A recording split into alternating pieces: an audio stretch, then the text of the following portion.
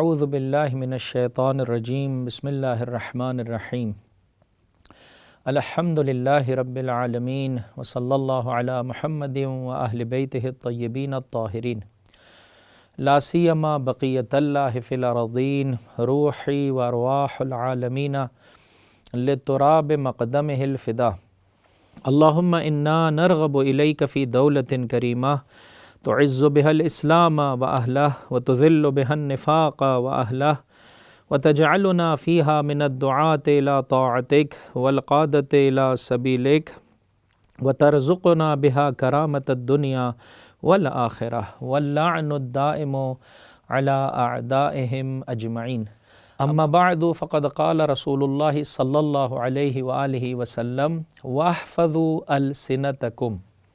پروردگار متعال کے شکر گزار ہیں جو زندگی کا یہ عظیم سرمایہ میرے اور آپ کے شامل حال فرما رہا ہے۔ خطبہ شعبانیہ کی روشنی میں ضیافت پروردگار کے مختلف پہلوؤں سے میں اور آپ آگاہی حاصل کر رہے ہیں۔ انشاءاللہ العزیز اس پر غور و فکر مجھے اور آپ کو اس قابل بنا دے کہ ہماری پریکٹیکل لائف میں بھی تبدیلی واقع ہو جائے اور ماہ مبارک رمضان کے ختم ہونے سے پہلے پروردگار متعال مجھے اور آپ کو پاکیزگی کا تحفہ، طہارت کا تحفہ، دل کے صاف ہونے کا تحفہ عطا فرما دے۔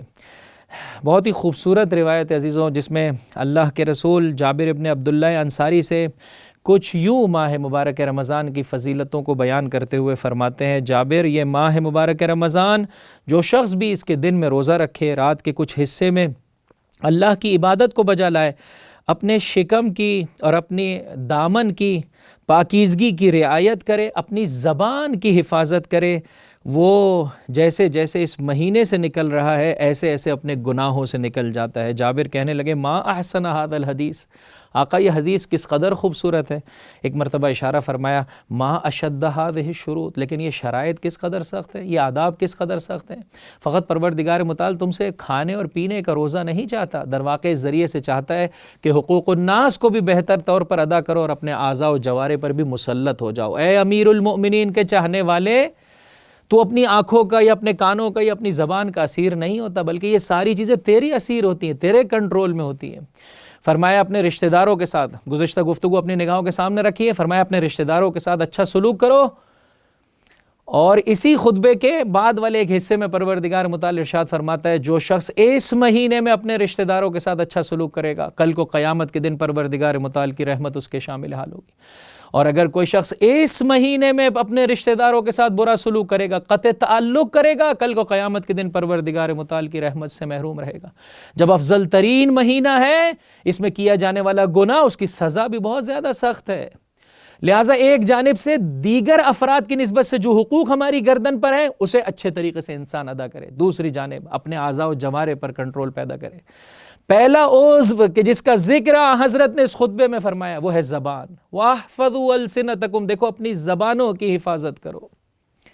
اور جب جابر نے کہا کس قدر خوبصورت حدیث ہے، فرمایا فقط روزہ نہیں چاہتے، فقط عبادت نہیں چاہتے، اس کے بعد حلال و حرام کی رعایت کرو، اپنی پاک دامنی کی حفاظت کرو، اور اس کے ساتھ ساتھ اپنی زبانوں کی حفاظت کرو، اپنی زبانوں کی حفاظت کرو۔ جب ایک خاتون کو جو روزے کے عالم میں تھی، دیکھا کہ اپنی ماتحت کی نسبت سے، اپنی کنیز کی نسبت سے بد زبانی، بد کلامی اس کی زبان پر آ رہی ہے، نازیبہ کلمات اس کی زبان پر آ رہے ہیں، حضرت نے کھانا آگے بڑھا دیا، کہنے لگی میں روزے سے ہوں۔ فرمایا یہ کیسا روزہ ہے؟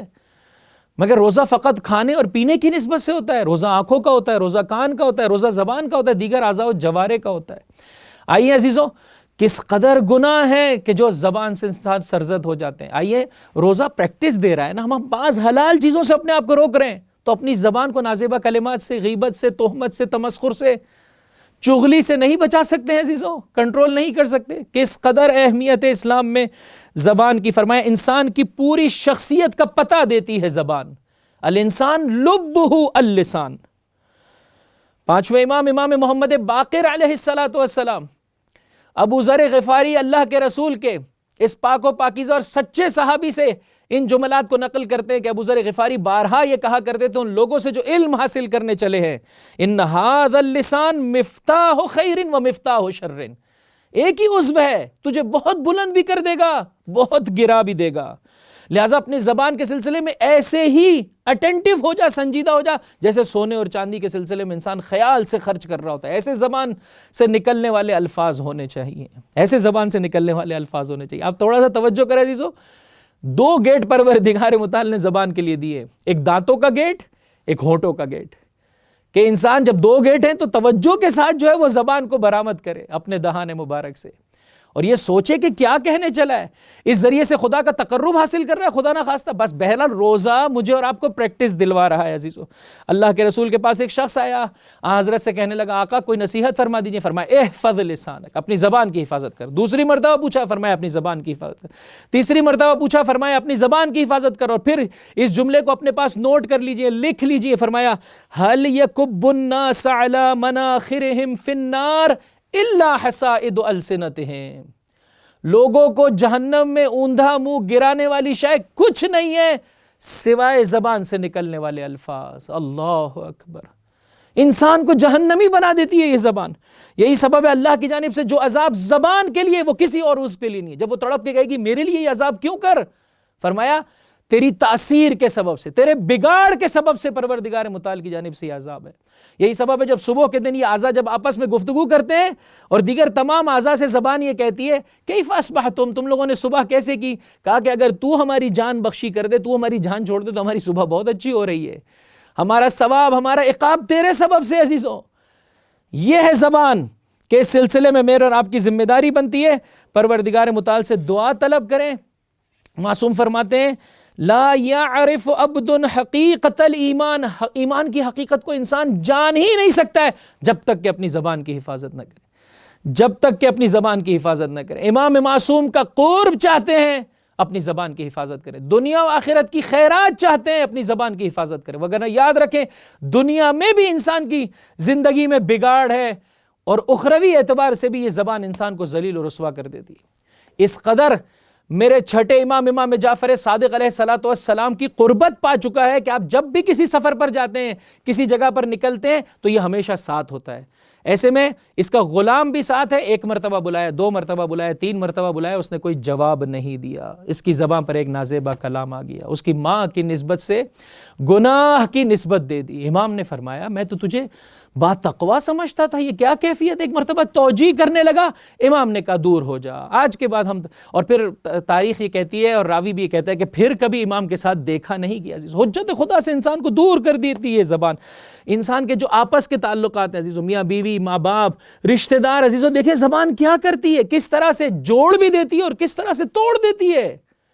انسان کی دعائیں پوری نہیں ہوتی اگر نازیبہ کلام انسان کی زبان پر آ جائے، انسان کی روزی میں سے برکت اٹھ جاتی ہے، بری موت اس دنیا سے جاتا ہے، فشار قبر کا سبب ہے، جہنمی بنا دیتی۔ کیا کریں؟ 1 بولنا کم کر دیں، ویسے بھی روزہ ہے میرے بھائی، چارج نہیں ہے انسان کا جسم، بولنا کم کر دیں۔ اللہ نے تو زمینہ بھی فراہم کر دیا، خود اٹ سیلف کم بولنا انسان کو بہت سارے گناہوں سے بچا لیتا ہے۔ زیادہ بولنے سے زیادہ خطائیں سرزد ہوتی ہیں، جب زیادہ خطائیں سرزد ہوتی ہیں انسان کی حیا میں کمی واقع ہوتی ہے، انسان کی حیا میں کمی واقع ہوتی ہے، یہ حیا کی کمی انسان کے دل کے مرنے کا سبب بن جاتی ہے، اور انسان کے دل کا مرنا اسے جہنمی بنا دیتا ہے۔ 1 بولنا کم کر دیں، کم بولنا انسان کے مفید ہے۔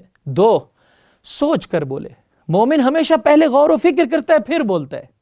3 تمام ایسے ایٹماسفیئر کو چھوڑ دیجئے کہ جو بری باتیں انسان کے کانوں تک پہنچاتی ہیں، برے دوست ہو گئے، ٹیلی ویژن پر آنے والے ایسے پروگرامز کے جس میں نازیبہ کلمات استعمال کیے جاتے ہیں ان کو سننا چھوڑ دیجئے۔ جب غلط بات نہیں سنیں گے غلط بات نہیں بولیں گے۔ توجہ چاہتا ہوں میرے بھائی، توجہ چاہتا ہوں، فقط انسان یہ دیکھ لے کہ یہ زبان انسان کو کتنا گرا دیتی ہے، انسان کی زبان کی اصلاح ہو جائے گی، انسان کی زبان کی اصلاح ہو جائے گی۔ اجرکم علی اللہ، اجرکم علی اللہ۔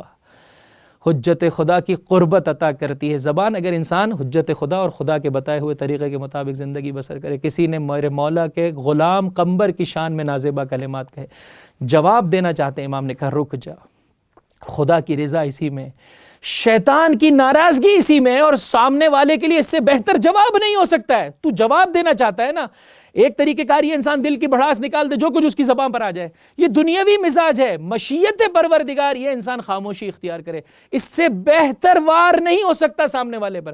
فرمایا خدا کی رضا اور خوشنودگی انسان حاصل نہیں کر سکتا مگر یہ کہ بردباری کے ذریعے سے شیطان کو اگر ناراض کرنا چاہتا ہے، خاموشی، اس مقام پر خاموشی اختیار کر، اور اگر اس احمق اور بے وقوف انسان کو جواب دینا چاہتا ہے تو اس سے بہتر جواب نہیں ہو سکتا کہ اس کے بعد کا تو کوئی جواب نہ دے۔ پھر زبان کو کس لیے رکھے انسان؟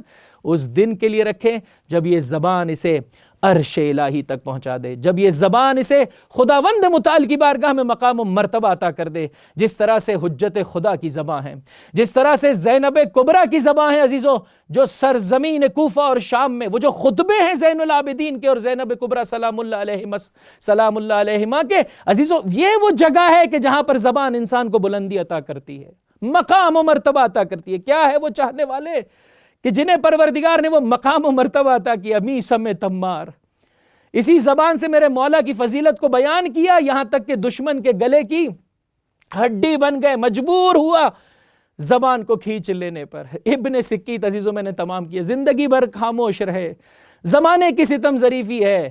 عباسی بادشاہ کے 2 بچوں کو پڑھا رہے، ایک مرتبہ پوچھا بتا میرے 2 بچے زیادہ فضیلت رکھتے ہیں یا علی کے 2 فرزند؟ کہا علی کا غلام قمبر تیرے دونوں بچوں سے اور تجھ سے بہتر ہے، اور یہی حق کا بولنا پروردگار متعال کی بارگاہ میں درجہ شہادت کا فائز بنا گیا جناب ابن سکیت کو۔ آئیے ماہ مبارک رمضان کے ان شب و روز میں پروردگار سے دعا طلب کریں عزیزوں، اپنی زبان کو سنبھال کر رکھیں اور اس جگہ پر زبان کو خرچ کریں جو میرے اور آپ کی دنیا اور آخرت کے بنانے کا سبب بنے۔ وآخر دعوانا ان الحمد للہ رب العالمین وصلی اللہ علی محمد وآہل بیتہ الطیبین الطاہرین۔